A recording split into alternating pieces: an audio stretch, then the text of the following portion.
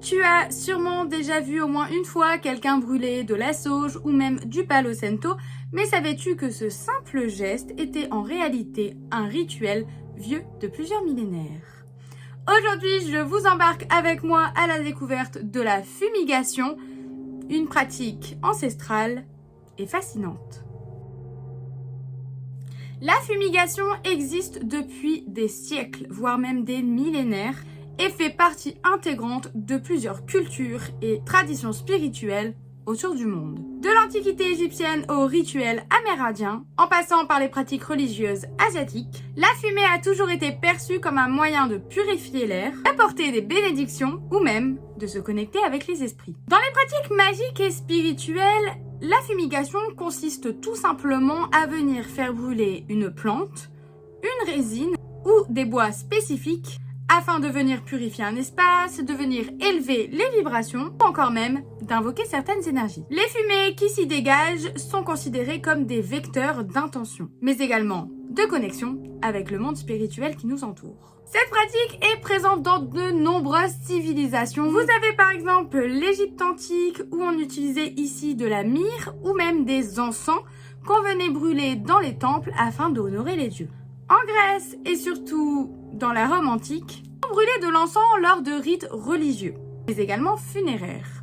Ici, la fumée était vue comme un pont pouvant nous relier aux dieux. Chez les Amérindiens, ici, la fumigation, on utilisait principalement de la sauge blanche, du cèdre ou encore des fagots de foin. Et c'était principalement utilisé lors de rituels sacrés pour venir par exemple purifier une personne, un objet ou encore un lieu. Et ces rituels étaient souvent accompagnés soit de prières, soit de chants. En Inde, par exemple, on utilise du bois de santal, de camphre ou alors même de l'encens lors des rituels hindous. La fumigation est ici utilisée tout simplement pour venir créer une atmosphère spirituelle pendant la méditation ou encore les prières. Dans l'Europe médiévale, mais également ésotérique, on brûlait des plantes de protection comme la rue, la verveille ou encore la lavande. Et la fumigation était alors ici souvent reliée à des rituels de sorcellerie blanche, des bénédictions ou encore des exorcismes. Comme on a vu le voir, l'utilisation de la fumigation varie selon les cultures et de manière générale, elle remplit plusieurs fonctions spirituelles, pratiques et symboliques qui sont par exemple la purification. La fumée est généralement ici utilisée pour venir purifier un lieu, un objet ou encore une personne des énergies négatives.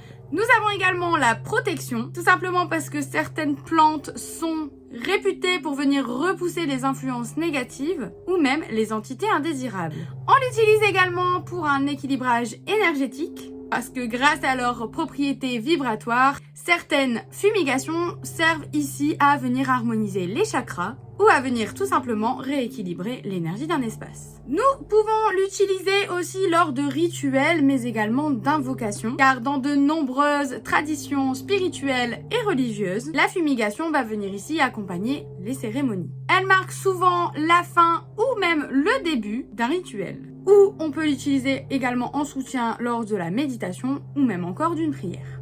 Les anciennes civilisations telles que les Égyptiens, les Grecs, les Romains ou encore les peuples autochtones d'Amérique utilisaient ici la fumée de la fumigation pour venir honorer leur divinité, purifier les lieux sacrés comme les temples ou tout simplement pour venir créer une ambiance propice à la connexion spirituelle. La fumigation sert également pour la protection contre les insectes. Oui. Tout simplement parce qu'avant l'invention des répulsifs modernes que nous pouvons trouver partout, la fumée de certaines plantes était auparavant utilisée tout simplement pour venir éloigner les insectes et les nuisibles. Également servir de parfum naturel, car brûler des plantes aromatiques permettrait également de parfumer l'air ambiant, mais également les vêtements, apportant une senteur agréable et durable. Vous avez également la guérison, car dans certaines traditions médicinales, la fumée de plantes spécifiques était généralement utilisée pour des effets thérapeutiques. Par exemple, pour venir ici soulager la respiration, apaiser l'esprit ou encore venir accompagner un processus de guérison.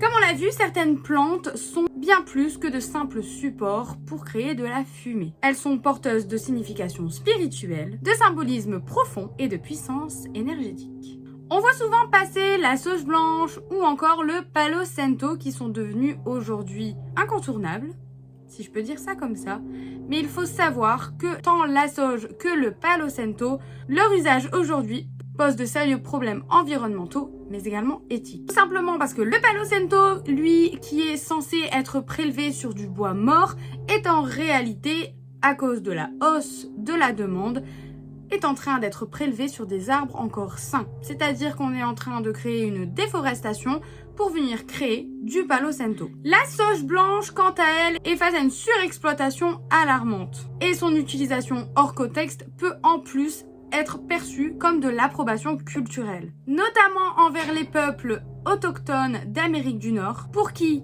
cette plante a une connotation sacrée et protégée.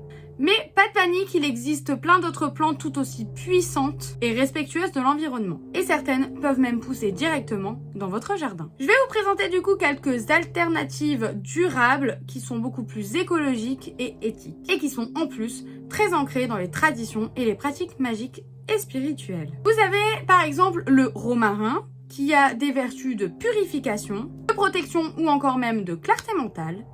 Tout simplement parce que le romarin est connu pour venir chasser les énergies négatives. Il va venir favoriser la mémoire et va venir protéger votre foyer des influences extérieures. Souvent utilisé dans des rituels européens, notamment dans les rites de passage et de purification. Vous avez également le copal, qui ici a des vertus de purification spirituelle, élévation, mais également de connexion divine.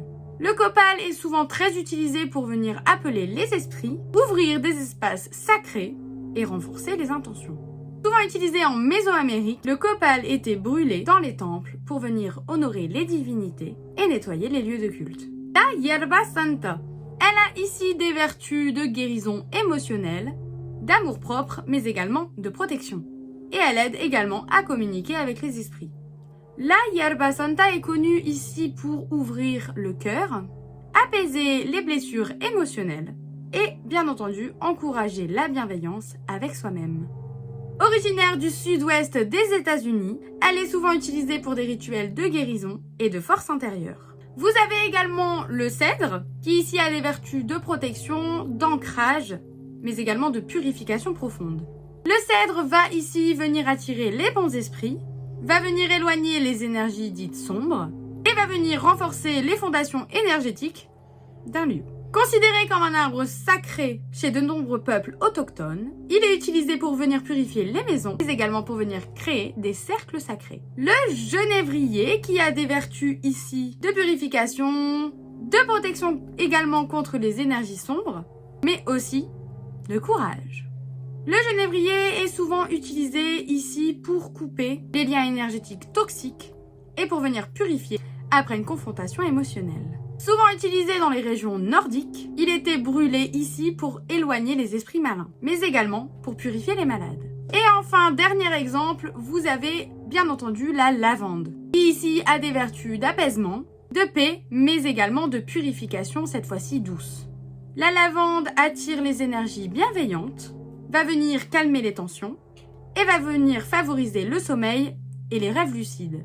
La lavande est très présente dans la sorcellerie européenne. Elle est souvent utilisée pour venir purifier les espaces, tout en venant créer ici une ambiance sereine. Vous avez bien entendu plein d'autres plantes, plein d'autres résines avec des vertus différentes, des origines différentes, des utilisations différentes. Vous avez par exemple l'encens au Liban ou encore, comme dit plus tôt, le myrrhe, qui ont elles leurs propres vertus et correspondances magiques. Depuis des millénaires aux quatre coins du monde, la fumée a toujours été vue comme un lien sacré, un lien invisible, reliant le monde matériel au monde spirituel. Elle élève nos intentions, purifie nos espaces et nous connecte à quelque chose de bien plus grand que nous. Vous connaissez donc maintenant les origines, les traditions et les usages de la fumigation. Mais rappelez-vous, c'est une pratique puissante qui mérite d'être utilisé avec conscience, respect et intention. Et vous, avez-vous l'habitude d'utiliser la fumigation, que ce soit dans vos rituels ou tout simplement dans votre quotidien? Je vous attends du coup en commentaire pour venir me partager vos ressentis, les plantes que vous utilisez, si vous pratiquez bien évidemment la fumigation.